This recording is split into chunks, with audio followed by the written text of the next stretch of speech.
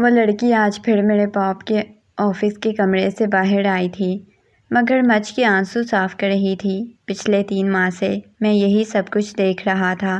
Office کے لوگ آنکھوں میں اشارے کرنے لگے کہ دیکھو باس کا دل بہلا کر آئی ہے۔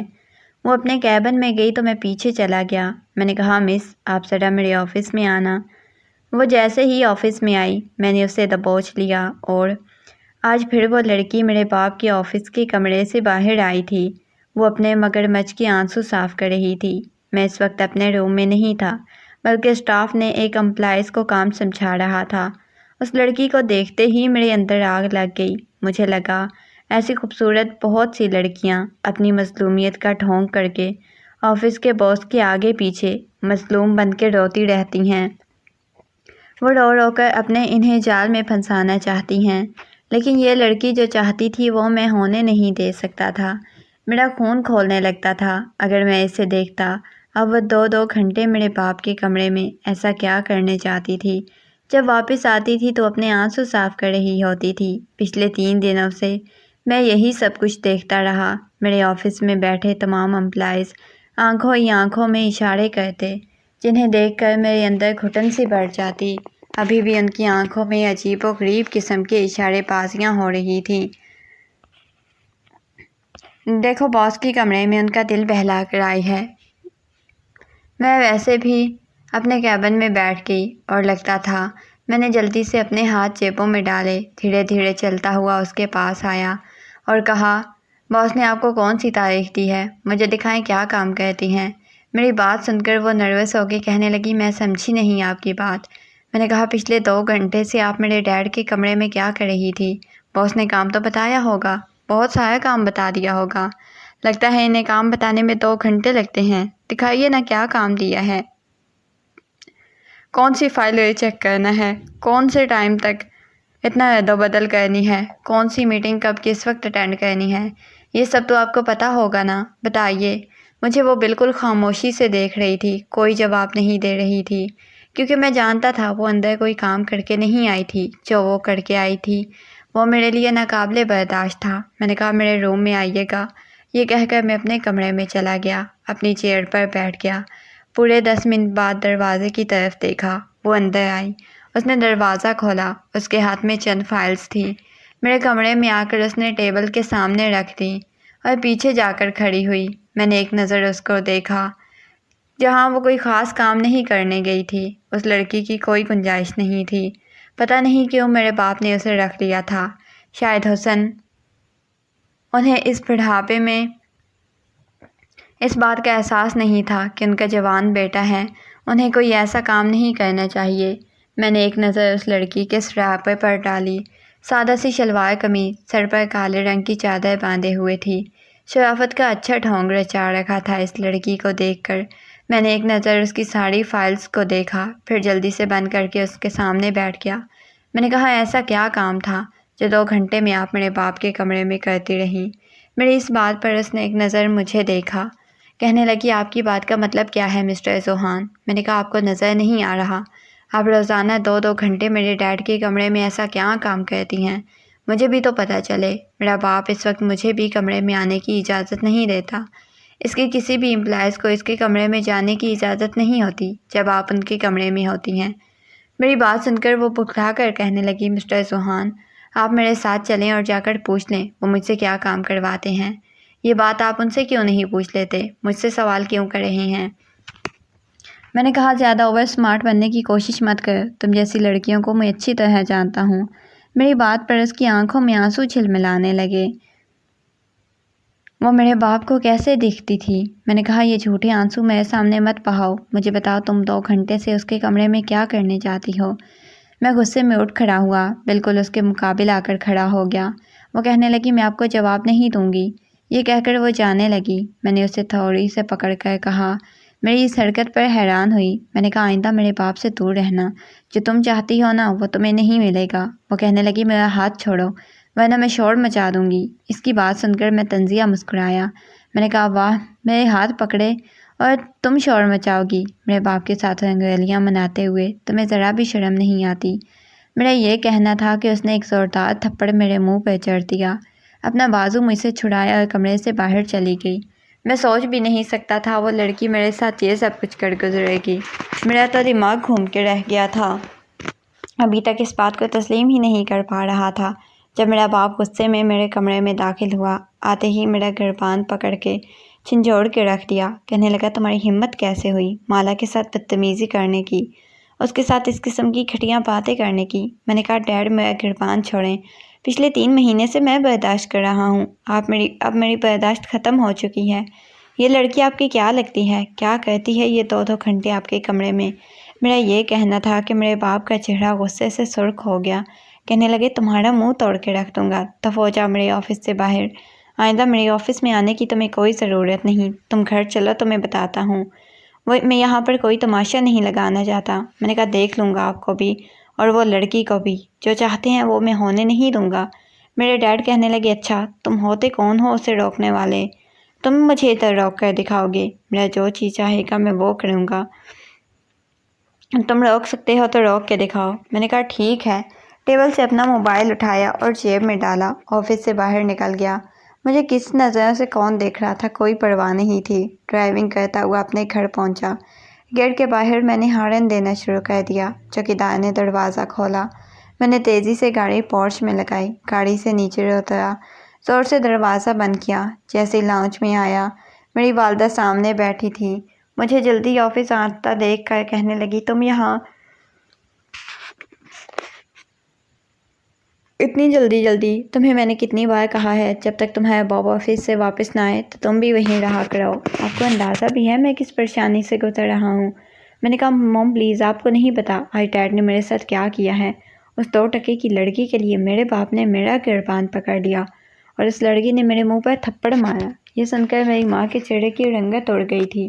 وہ رونے لگی، کہنے لگی اب کیا ہو گیا ہے سہان؟ مجھے بہت ڈر لگ رہا ہے، تمہارا باپ اس سے شادی کر لے گا، میرا گھر برباد ہو جائے گا۔ میں نے کہا ڈیڈ ایسے ہی کچھ چڑھا رکھتے ہیں، وہ کہہ رہے تھے میرا جو چیز چاہے گا میں کروں گا، مجھے کوئی روک نہیں سکتا۔ یہ سن کر میری والدہ پھوٹ پھوٹ کر رونے لگی، کہنے لگی اس بڑھاپے میں وہ شخص مجھ پر سوتن لائے گا، ارے وہ مر کیوں نہیں گئی یہ دن دیکھنے کے لیے۔ موم آپ پریشان نہ ہو، میں اس لڑکی کو چھوڑوں گا نہیں۔ میری ماں کہنے لگی تمہیں اپنے باپ سے جھگڑنا نہیں چاہیے۔ میں نے کہا موم میں نے ڈیڈ کو کچھ بھی نہیں کہا، بس اس لڑکی کو اس کی اوقات یاد دلائی ہے، لیکن اس نے میرے منہ پر تھپڑ مارا۔ پتہ نہیں ڈیڈ نے اسے کیا کچھ کہا ہے، وہ میرا گربان پکڑ کے جھنجھوڑ رہی تھی، لیکن پتہ نہیں انہوں نے یہ سب کچھ کیوں کیا ہے اور مجھے آفس سے نکال دیا ہے۔ میری والدہ کہنے لگی یہ بہت برا ہوا، مجھے سب سے پہلے ہی سلمان پر شک تھا، لیکن میں نہیں جانتی تھی سچ مجھ ایسا کچھ نکلے گا۔ پچھلے 3 مہینے سے میرا دل بے چین تھا، میں تمہارے باپ کے ساتھ کسی اور عورت کو برداشت نہیں کر سکتی، وہ اتنی جوان اور حسین لڑکی، تمہارے باپ کو شرم کیوں نہیں آئی ایک کم عمر لڑکی کے ساتھ ایسے چکر چلاتے ہوئے؟ پوری برادری کے سامنے تو میری ناک کٹ کے رہ جائے گی۔ کتنے دعوے کر دی تھی میں، سلمان مجھ سے بہت محبت کرتے ہیں، جو کبھی کسی دوسرے لڑکی کی طرف دیکھ بھی نہیں سکتے۔ میں نے اپنے ساتھ لگایا، کہا جب تک میں ہوں نہ ڈیڈ کو ایسا کوئی کام نہیں کرنے دوں گا، آپ مجھ پہ تو بھروسہ رکھے۔ کہنے لگی تم نہیں جانتے، تمہارے ہاتھ میں کچھ نہیں ہے سہان، سب کچھ تمہارے باپ کے ہے۔ حالانکہ میری ماں بھی خوبصورت تھی، کوئی کمی نہیں تھی۔ پتہ نہیں میرے باپ کو اس لڑکی میں کیا نظر آیا، میرے اندر تو جیسے نفرت کا طوفان سا امڑ آیا تھا۔ 3 مہینے پہلے یہ لڑکی آفس آئی تھی، اس وقت اسٹاف نے اسے ایک امپلائی لیپ ٹاپ پر کچھ سمجھایا تھا۔ یہ ریسیپشن آئی، کہنے لگی مجھے سلمان سر سے ملنا ہے، میرا نام مالا ہے، آپ جا کر ان سے کہہ دیں مالا آئی ہے۔ اس وقت کسی کلائنٹ سے میٹنگ کر رہے تھے۔ میں نے جب لڑکی کی طرف دیکھا، معصوم سی تھی، اب بمشکل 18 سال کی لگتی تھی، اس سے زیادہ کی نہیں۔ میں اپنے امپلائی کو کہنے لگا کہ تم ڈیزائن سیٹ کر کے دو، میں آتا ہوں۔ ریسیپشن گیا تو 10 منٹ بعد اس لڑکی کہہ رہی تھی دیکھیں سر میٹنگ میں بیزی ہیں تو آپ تھوڑا سا لیٹ کر دیں۔ وہ کہنے لگی نہیں آپ انہیں میرا نام بتائیں تو وہ مجھ سے ضرور بات کریں گے، لیکن مجھے جلدی بتا دیں، میں بہت زیادہ پریشان ہوں۔ میں نے کہا جی کہیں آپ کو کیا ہے؟ اس نے ایک نظر مجھے دیکھا، کہنے لگی مجھے سلمان سر سے ملنا ہے۔ میں نے کہا ان کا بیٹا ہوں، آپ جو مجھے کہہ دیں گی میں ان کو کہہ دوں گا۔ وہ کہنے لگی نہیں مجھے انہی سے بات کرنی ہے۔ یہ کہتے ہوئے اس نے اپنی چادر کا پلو ٹھیک کیا، دوبارہ سے باہر جانے لگی۔ میں نے کہا آپ کو سمجھ نہیں آ رہی، ڈیڈ اس وقت میٹنگ میں بیزی ہیں، یا تو پھر آپ ویٹ کریں یا پھر چلی جائیں۔ وہ کہنے لگی ایک بار میرا نام تو لیں، میرے لیے بڑی جلدی ہے۔ وہ ٹھیک ہے، اس کا نام لوں گا اور میرا باپ کچھ بھی چھوڑ دے گا۔ میٹنگ کے دوران تو میرا باپ میری ماں کی کال تک نہیں اٹھاتا، حالانکہ میرے ماں باپ میں بہت زیادہ محبت تھی۔ شادی کے 25 سال گزرنے کے بعد بھی میں نے کبھی بھی اپنے ماں باپ کو محبت میں کمی نہیں دیکھی، تو وہ کبھی بھی میرا لحاظ نہیں کرتے۔ میری والدہ شرمانے لگتی، کہتی سلمان اب تو شرم کریں، بیٹا جوان ہو گیا ہے۔ وہ کہتے کیا ہوا اب، بیوی بھی تو جوان لگتی ہے عمر میں، کون سا آپ کا باپ لگتا ہوں جہاں اس کے ساتھ ہے، اس کا بڑا بھائی کہتے ہیں۔ یہ سچ بھی تھا، میرے ماں باپ کی شادی کم عمری میں ہوئی تھی، مجھے بھی آنے کی جلدی تھی۔ ان کے پاس 50 کے لگ بھگ عمر میں بھی وہ جوان تھے۔ میری والدہ بھی اپنے آپ کو ساڑیاں پہنتی تھی، میرے ڈیڈ کے ساتھ پارٹی میں جاتی، بڑی خوشحال زندگی تھی جب تک مالا نامی لڑکی بلا میرے باپ کی زندگی میں نہیں آئی تھی۔ اس لڑکی نے تو میری بھی نہیں سنی، صرف ایک ہی بات دہرائے جا رہی تھی، ایک بار سلمان سے ایسے کہیں کہ میری بات سن لے۔ ڈیڈ بڑے غصے سے کہنے لگے تمہیں سمجھ نہیں آتی، پہلے سمجھا چکا ہوں، جب میٹنگ میں ہوتا ہوں تو مجھے ڈسٹرب مت کیا کرو۔ میں نے کہا بس وہ ایک لڑکی آ رہی ہے، کہتی ہے میرا نام مالا ہے، سلمان سر سے بات کرنی ہے۔ میں نے اسے بہت کہا کہ وہ میٹنگ میں مصروف ہیں، وہ کہہ رہی ہے مجھے بات کرنی ہے۔ وہ کہنے لگے تم، تھوڑی دیر بعد بابا باہر آ گئے، کہنے لگے تم کب آئے؟ وہ لڑکی کہنے لگی کہ بس 10 منٹ ہوئے ہیں، آپ کی ریسیپشن مزید بار بار کہہ رہی تھی کہ ویٹ کروں، دیکھیں میرے پاس انتظار کا وقت نہیں ہے، آپ پلیز میرے ساتھ ابھی چلیں۔ وہ کہنے لگے یو آل رائٹ۔ یہ کہہ کر وہ میرے پاس آئے، کہنے لگے ذہان تم کلائنٹ کو دیکھو، میں ضروری کام کو دیکھنے جا رہا ہوں۔ میں تو اپنے باپ کو دیکھتا رہ گیا، وہ کیا تھی، وہ لڑکی آئی اور میرا باپ کسی کٹی پتنگ کی طرح اس کے پیچھے ہو لیا۔ مجھے بڑا غصہ آیا، لیکن اس کے بعد میرے ڈیڈ رات کو بہت دیر سے آنے لگے، کافی پریشان لگ رہے تھے۔ میری والدہ نے پوچھا سلمان کیا ہوا ہے، آپ اتنے پریشان کیوں لگ رہے ہیں؟ کہنے لگے کچھ نہیں، بس ایسے ہی کچھ بزنس کی ٹینشن ہے، حالانکہ ایسا تو کچھ بھی نہیں تھا، کام تو اچھا خاصا چل رہا تھا۔ روز بعد وہ لڑکی دوبارہ آئی، میرے ڈیڈ نے کہا آج وہ آفس میں کام کرے گی۔ میں نے کہا ڈیڈ ہمیں مزید کسی کی بھی ضرورت نہیں۔ وہ کہنے لگے میں نے کیا کہا ہے، کوالیفیکیشن اب اس کی بہت کم ہے، کیا کرے گی یہاں پر؟ آپ جانتے ہیں ہم نے سارا اسٹاف بہت تعلیم یافتہ رکھا ہوا ہے، اس کے پاس اچھی ڈگریاں اور کام صحیح سے چل رہا ہے، تو ہمیں اس کو رکھنے کی کیا ضرورت ہے؟ ڈیڈ کہنے لگے ذہان میں نے اتنا اختیار کسی کو نہیں دیا کہ میرے معاملات میں کوئی دخل اندازی کرے، تم اتنے بڑے نہیں ہو کہ یہ فیصلہ کر سکو مجھے کس سے کیا کہنا ہے اور کس سے نکالنا ہے۔ میں چپ ہو گیا، مجھے شروع سے وہ لڑکی بالکل اچھی نہیں لگتی تھی جب سے وہ آئی تھی۔ ڈیڈ کا رویہ گھر میں سلمان عجیب تھا، وہ لانگ ڈرائیو پر جانے کا کہتے، لیکن وہ کہہ دیتے میرا موڈ نہیں ہے۔ ایک بار میری والدہ مجھے کہنے لگی رات کو 1 بجے کال آئی تھی سلمان، وہ کال سنتے ہی بیڈ سے اٹھ کر چلے گئے۔ میں نے پوچھا کیا ہوا؟ کہنے لگے کچھ نہیں، بس ایک ایمرجنسی ہو گئی، مجھے جانا پڑے گا۔ رات کے 1 بجے وہ اٹھ کر چلے گئے۔ مجھے ٹینشن آ گیا، 15 دن سے تمہارے باپ کا رویہ بہت عجیب لگ رہا ہے، رات کو تمہارے ڈیڈ 3 بجے واپس آتے ہیں، میں پوچھتی رہ جاتی ہوں آخر گئے کہاں تھے؟ ایسا پہلی بار ہوا تھا، انہوں نے مجھے کچھ نہیں بتایا۔ پہلے تو وہ مجھ سے اپنی ہر بات کہتے، ہر بات مجھ سے ڈسکس کرتے، مجھے دال میں کچھ کالا لگ رہا ہوتا تو میری ماں کہنے لگی اپنے باپ پر نظر رکھو۔ میں نے بات کو ٹال دیا کہ اب خواہ مخواہ میں سوچ رہی تھی ڈیڈ آپ سے اتنی محبت کرتے ہیں، اب کا ثبوت دے چکا ہوں، یہ بات سنجیدہ ہے، دل دھڑک سا لگ رہا تھا، کہیں نہ کہیں کچھ تو گڑبڑ ضرور ہے۔ میں نے کہا ٹھیک ہے آپ ٹینشن نہ لیں، دیکھ لیتا ہوں یہ کیا کرتا ہے۔ بہرحال گڑبڑ تو ضرور تھی، کیونکہ اس کے بعد میں نے اس لڑکی کی حرکتوں کو نوٹ کیا کہ 2 گھنٹے بعد میری آفس کے کمرے میں رہتی، جب باہر آتی تو اس کا کاجل پھیلا ہوا ہوتا، کبھی چہرہ سرخ ہوتا، کبھی ماتھے پر پسینہ پہنچ رہی ہوتی۔ جب میں یہ سب کچھ دیکھتا تو میرے اندر بے چینی پڑنے لگتی، مجھے اندر ہی اندر اس لڑکی سے مزید نفرت ہونے لگی۔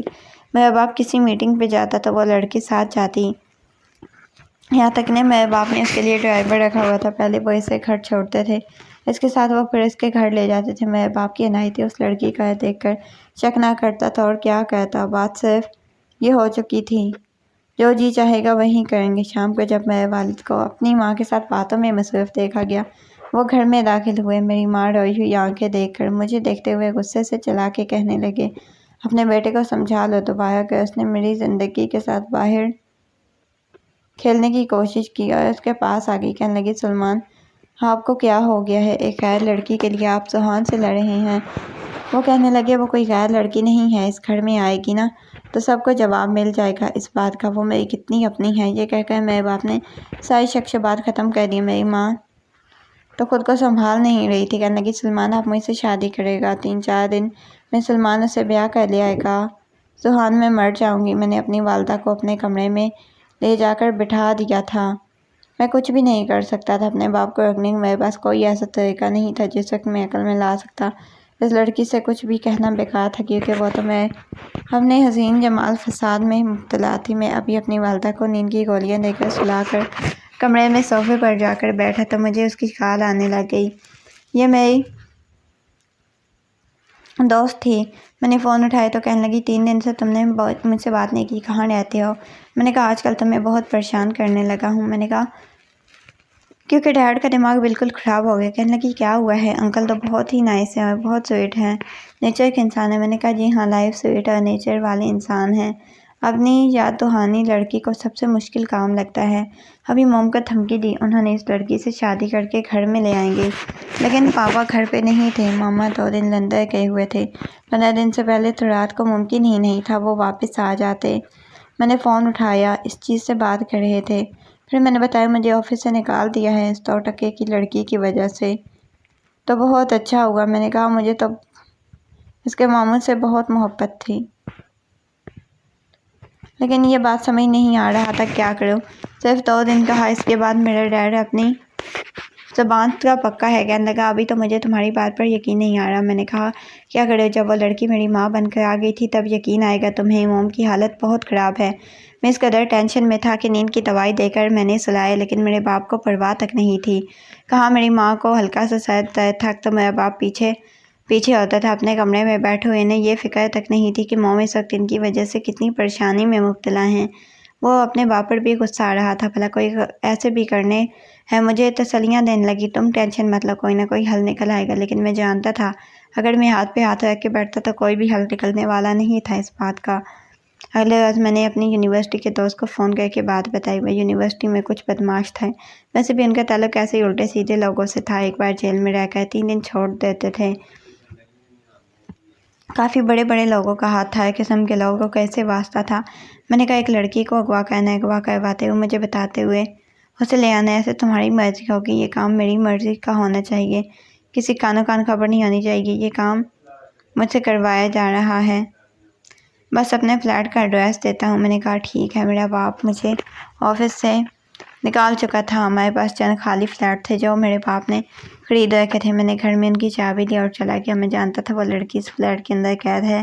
میرے باپ کے سر سے شادی کا بھوت ختم ہو چکا تھا۔ میں نے اس لڑکی کو بتایا کہ ڈرائیور سے نورے گاڑی تک چھوڑ نہ جانا، اس لیے گاڑی سے اتروا کر اسے اغوا کروا دیا، ورنہ میرے باپ کو شک ہو جاتا۔ میں نے کہا کہ اس کا پیچھا کر کے اس کے گھر دیکھو، رات کے اندھیرے میں اس کے گھر سے اٹھا کر میرے فلیٹ میں لے آنا، منہ مانگی قیمت دوں گا۔ میرے اکاؤنٹ میں اس وقت 10 سے 15 لاکھ موجود تھے، 1 لاکھ بھی دیتا تو وہ نوجوان خوشی خوشی مجھے دے دیتا۔ بہر حال میں اپنے نام سے کہہ رہا تھا ایک رات کو گھر نہیں آؤں گا، اپنے دوستوں کے ساتھ کام پہ جا رہا ہوں۔ وہ کہنے لگی میری جان پر بنی ہوئی ہے اور تمہارا باپ صرف اور صرف دوسری شادی کی دھمکی دیے جا رہا ہے، بہت ضروری ہے آ جاؤں گا۔ میں نے اپنی والدہ کو کچھ بتانا نہیں چاہتا تھا، جو کچھ کہنا چاہتا تھا خاموشی سے کرنا چاہتا تھا، کسی کو بھی مجھ پر شک نہ ہوتا۔ اپنے فلیٹ میں تھا، رات کے 2 بجے گیٹ کھڑکا، میرے چہرے پر ایک مسکراہٹ آئی۔ میں نے دروازہ کھولا تو وہی نوجوان، انہوں نے مالا کو پکڑا ہوا تھا، پٹی سے ان کے منہ کو بند کیا ہوا تھا، وہ ایک طرف ڈھلکی ہوئی تھی۔ ان دروازے سے بازو پکڑ کر اسے لاؤنج میں صوفے پر بٹھا دیا۔ یہ اکیلی تھی اور کوئی نہیں تھا، اس لیے ہمیں اسے یہاں لانے میں زیادہ مشکل پیش نہیں آئی۔ میں نے کہا گڈ، پھر اچھے۔ میں نے جیب سے چیک بک نکالی اور 2 لاکھ کا چیک کاٹ کر ان نوجوانوں کو پکڑا دیا۔ یہ سب یاد رکھنا۔ میں نے کہا ہاں بس ابھی اتنا ہی ہے، تم جاؤ۔ وہ لڑکی دوڑ رہی تھی غصے میں مجھے دیکھ کر۔ میں اس کے پاس آ گیا، اس کے منہ پر بندھی ہوئی پٹی کھول دی۔ کہنے لگی مجھے نہیں پتا تھا تم اتنے گھٹیا انسان ہوگے، تم میرے ساتھ ایسا کرو گے، تم میرے ڈیڈ کو منہ بھی دکھا دو، آج رات میں تمہیں یوں کر دوں گا۔ تم نے مجھے اس بات کا بدلہ لیا ہے جو کچھ میں نے تمہارے ساتھ کیا تھا۔ میں تمہارے باپ کی زندگی سے بہت دور چلی جاؤں گی، دوبارہ کبھی شکل نہیں دکھاؤں گی۔ میں نے کہا ایسے کیسے جانے دوں گا، جا کر میرے باپ کو شکایت لگا دی تھی، میں تمہیں چھوڑ دوں تاکہ دوبارہ میرے گھر جاؤ، میں اتنا بڑا رسک نہیں لے سکتا۔ میں نے اسے بازو سے پکڑا اور کمرے میں لے گیا۔ چلانے لگی، کہنے لگی دیکھو میرے ساتھ کوئی زبردستی مت کرنا۔ میں نے کہا مجھے کون روکے گا، میری ماں بننے کا شوق تھا، ایسا کیوں نظر آیا میرے باپ میں؟ پھر جوان ہوں، میرا باپ اتنی خواہشات پوری نہیں کر سکتا جتنی میں کر سکتا ہوں۔ دیکھو ایسے کون سے جذبات ہیں تمہارے جن کی تسکین میرے ساتھ نہیں ہو سکتی؟ 2 گھنٹے تم میرے باپ کے کمرے میں ہوتی ہو، آج سب تمہارے ساتھ کروں گا۔ یہ سن کر وہ بچاؤ بچاؤ چلانے لگی۔ میں نے جلدی سے اس کے منہ پر ہاتھ رکھا، اسے بیڈ پر دھکا دے کر پھینکا۔ وہ اپنی شرٹ کے بٹن کھولنے لگا، لیکن اس وقت اس لڑکی نے